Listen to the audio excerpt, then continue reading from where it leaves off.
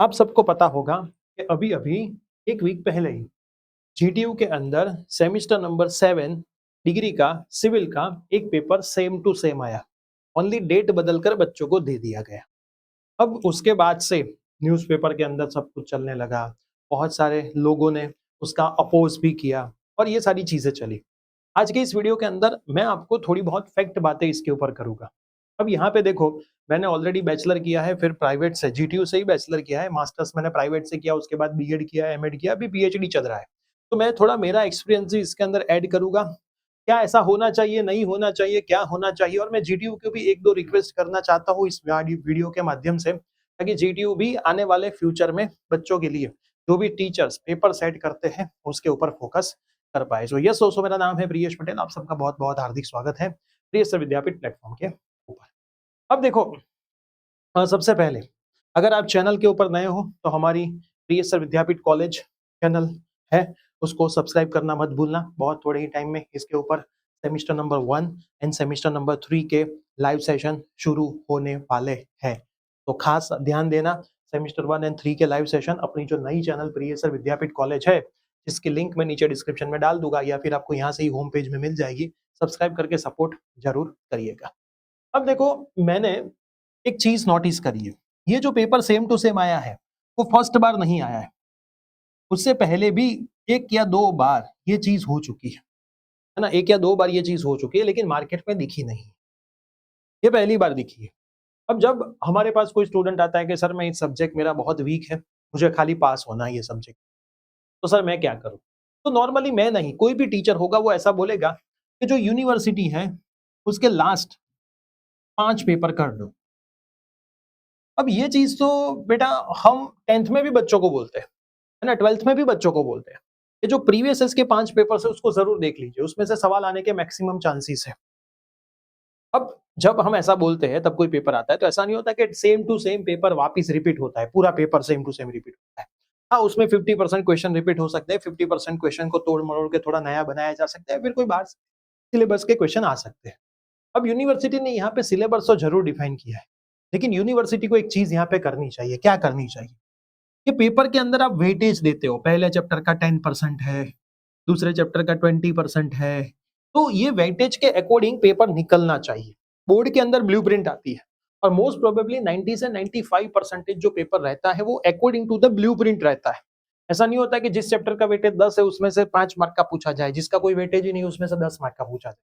तो सबसे पहले यूनिवर्सिटी अपने जितने भी पेपर निकालने वाले टीचर्स हैं उन सबको एक स्ट्रिक्टली वार्निंग दे दे कि paper according to the weightage और अकॉर्डिंग टू द सिलेबस होना चाहिए। पहली मोस्ट इंपॉर्टेंट चीज। कभी कभी स्टूडेंट्स हमें ये भी बोलते हैं कि सर ये टॉपिक तो सिलेबस में लिखा भी नहीं है, तो भी पूछा है। और अगर आपको पूछना भी है तो सिलेबस में ऐड क्यों नहीं कर देते? क्योंकि सिलेबस भी आपकी कमिटी ने ही बनाया है, पेपर भी आपके टीचर्स ही बना रहे हैं। तो ये मोस्ट इंपॉर्टेंट पहली रिक्वेस्ट है मेरी यूनिवर्सिटी से कि आपने जो सिलेबस डिफाइन किया है उसी सिलेबस में से पेपर निकालिए। प्लस आपने जो वेटेज सिलेबस में डिफाइन करके दिया है वो सेम वेटेज वाला ही पेपर बच्चों को दीजिए, ताकि बच्चे जो अपनी प्रिपरेशन करके आते हैं, हम एग्जाम क्यों लेते हैं? क्या स्टूडेंट्स को फेल करने के लिए हम एग्जाम लेते हैं? मुझे तो ये पहला सवाल है ना, हमारा टारगेट क्या है? स्टूडेंट्स को फेल करना या स्टूडेंट्स को पास करना, या फिर स्टूडेंट्स जो पढ़ा है ना, उसको कितना समझ में आया है उसकी एग्जाम लेना। यहाँ पे खेल फेल और पास का हो चुका है ना, मैक्सिमम बच्चे कोई कोई पेपर ऐसे निकल जाते, इतने टफ निकल जाते कि उसमें फेल हो जाते। तो हम ऐसा करें ही क्यों कि भाई जब पेपर निकाले तो बहुत टफ निकाल दे, इजी निकाले तो बहुत इजी निकाल ले। ये मेरी दूसरी रिक्वेस्ट है कि भाई पेपर के अंदर एक रेशियो होना चाहिए, जैसे कि 50% पेपर इजी हो, 30% मॉडरेट हो और 20% पेपर टफ हो, ताकि उसमें जो रैंकर बच्चे हैं उनकी कॉम्पिटिशन हो पाए और रैंकर बच्चों को आप निकाल पाओ। ये सेम बोर्ड का भी फंडा होता है ना, 50-30-20। तो इस तरीके से पेपर अगले निकल, मान लो 70 मार्क का पेपर है तो 35 मार्क का इजी निकले, बाकी 30 और 20 में जो बाकी के 30 मार्क्स से उसको डिवाइड करके आप पेपर ऐसा बना हो ताकि बच्चे उसको अच्छे से अटेम्प्ट कर पाए। कभी कभी पेपर इतना लेंथी हो जाता है बच्चे पेपर पूरा नहीं कर सकते, तो जो पेपर निकालने वाला टीचर है उसको भी मैं रिक्वेस्ट करता हूँ, देखो बोर्ड में कैसे पेपर निकलते हैं, है ना, 1-2 महीने पहले, है ना, मुझसे 3 महीने पहले टीचर्स वहां पे चले जाते हैं, 5 टीचर्स पेपर निकालते हैं, उसमें से एक पेपर आता है, या फिर सभी टीचर ने जो पेपर निकाला उसमें से पेपर बनता है, ऐसे करके बोर्ड पेपर निकालती है। तो ऐसे थोड़े बहुत रूल्स अपनी यूनिवर्सिटी में भी होने चाहिए। मैं जब 2009 में यूनिवर्सिटी में पढ़ाई कर रहा था तब मुझे पता है कि मोस्टली सभी कॉलेज यूनिवर्सिटी के अंडर में थी और यूनिवर्सिटी बहुत अच्छे लेवल पे थी। धीरे धीरे प्राइवेट यूनिवर्सिटी बनना शुरू हो चुकी और अब ऐसी सिचुएशन आ चुकी है कि मैक्सिमम गवर्नमेंट कॉलेज इनके साथ है और थोड़ी बहुत प्राइवेट कॉलेज इनके साथ है। सभी कॉलेज खुद की प्राइवेट इंस्टीट्यूट यूनिवर्सिटी बनाना शुरू कर दिया और मैक्सिमम यूनिवर्सिटी बन भी चुकी है ना, मैक्सिमम कॉलेज यूनिवर्सिटी बन भी चुकी है। दूसरी मोस्ट इंपॉर्टेंट चीज, जो प्राइवेट यूनिवर्सिटी है क्या उसमें कभी सेम टू सेम पेपर नहीं आया है? आया है। मैंने खुद ने दिया है ना, मैंने खुद ने दिया है हमारी प्राइवेट यूनिवर्सिटी। तो वो मार्केट में नहीं आता है।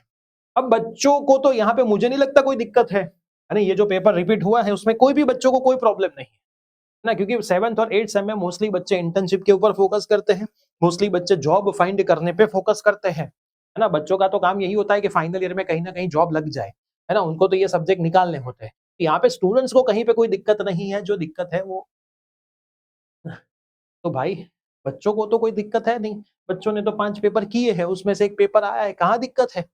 और मुझे बताओ ये सेम टू सेम पेपर आया यूनिवर्सिटी का, तो भी क्या 100% रिजल्ट वो सब्जेक्ट में आएगा?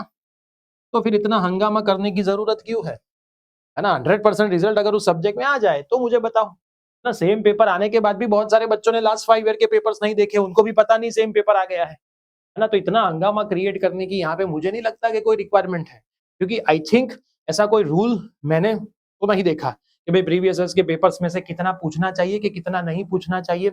ऐसा रूल आज तक, क्योंकि मैंने भी 1-2 पेपर निकाले हुए है ना हमारी कॉलेज के, तो उसमें हमें कोई ऐसा रूल नहीं बताया गया है कि भाई प्रीवियस ईयर्स का पेपर में से पूरा मत पूछ लेना, ये मत कर लेना, है ना। अगर पूछा है और यूनिवर्सिटी को मैं बोलूंगा कि भाई 2-3 सवाल बदलने में आपको 2 मिनट भी नहीं लगती, तो गाली फोगट की ये सब झमेले में उतरना है ना, क्योंकि आपने तो शायद अच्छा सोचा होगा कि भाई बच्चा लिख के है ना, लेकिन यहाँ पे पूरा गेम ही पलट दिया है। तो अब जो स्टूडेंट्स है वो इसके बारे में क्या सोचते हैं, क्योंकि मेरी 2-3 रिक्वेस्ट तो है कि भाई कभी कभी जो पेपर आते हैं वो बहुत टफ आ जाते हैं, कभी कभी बहुत ईजी आ जाता है, उसकी जगह पे पूरे पेपर को मॉडरेट करिए। हमें बच्चों को फेल करने की जगह पे हमें बच्चों को, जो बच्चे लिख के आते हैं उसको पास करने पे सोचना चाहिए। मुझे तो ऐसा मान के मैं ऐसा सोचता हूँ कि रीअसेसमेंट और रीचेकिंग के पैसे भी नहीं होने चाहिए, है ना। हाँ, बच्चों को आप मौका दो 2 सब्जेक्ट का, ज्यादा नहीं, है ना, 2 सब्जेक्ट्स का। उसमें उसमें एक कंडीशन भी लिखो, मार्क कम भी हो सकते हैं, ताकि जो जेन्युइनली स्टूडेंट्स है वही रीचेकिंग और रीअसेसमेंट में अप्लाई करें, बाकी ना करें। तो अगर आप पेपर निकालने का पैसा देते हो, पेपर चेक करने का पैसा देते हो, तो आप आपके टीचर्स के लिए स्ट्रिक्ट वार्निंग रखते हो, जैसे 10th और 12th में होता है। भाई पेपर चेक करने का पैसा तो मिलेगा, लेकिन एक गलती करने पे पैसा भी कटेगा, दंड भी होगा। ऐसे टीचर्स के लिए रूल अगर यहाँ पे ऐड होना शुरू हो जाएंगे तो 100% ये जो प्रॉब्लम्स हो रहे हैं उसका सॉल्यूशन बहुत जल्द हो जाए। ठीक है, तो आप लोग ये जो पेपर रिपीट हुआ है उसके ऊपर क्या सोचते हो, आप भी श्योर कमेंट करना, आपकी राय क्या है। मैक्सिमम फ्रेंड्स में ये वीडियो शेयर करना, और मैं बाकी सभी स्टूडेंट्स को बोलूंगा जिनकी एग्जाम बाकी है, एग्जाम आने वाली है, आप सब भी पुराने 5 पेपर देख के जाइए। भले आपकी समर की एग्जामिनेशन है तो भी विंटर का भी देख लीजिए, विंटर की है तो समर का भी देख लीजिए, पुराने 5 पेपर लेटेस्ट जो है वो आप देख के जाइए। ऐसा आपके साथ भी हो सकता है तो आपको बेनिफिट हो सकता है। बाकी अच्छे से पढ़ाई करोगे तो मुझे नहीं लगता ये सारी चीजों में आपको पढ़ने की जरूरत होगी, क्योंकि as per my point of view पूरा पेपर रिपीट हुआ है तो भी 100% रिजल्ट नहीं आने वाला है, मुझे पता ही है। और ये तो बहुत छोटी मोटी चीज है ना, पेपर रिपीट हो भी सके ना भी रिपीट हो ऐसा कोई है नहीं, लेकिन ऐसा पूरा नहीं होना चाहिए। अगर 60-70% रिपीट किया होता, 20-30 भी अलग पूछ लिया होता तो दिक्कत नहीं आती। और ये पहली बार नहीं हुआ, दूसरी तीसरी बार मैंने देखा है ऑलरेडी, इसके पुराने रील्स, पुराने वीडियो हमारे यूट्यूब चैनल पे पड़े भी है। नहीं, दूसरी तीसरी बार हुआ है, लेकिन मार्केट में इस बार थोड़ा ज्यादा ट्रेंड में आ गया। ऐसा अच्छे से पढ़ाई करते रहे, प्रिय सर विद्यापीठ फॉलो कर दीजिए, प्रिय सर विद्यापीठ कॉलेज को भी फॉलो जरूर कर देना, सब्सक्राइब बटन क्लिक करके हमें सपोर्ट करते रहना। मिलता है ऐसी कोई नई अपडेट के साथ, टिल देन बाय बाय।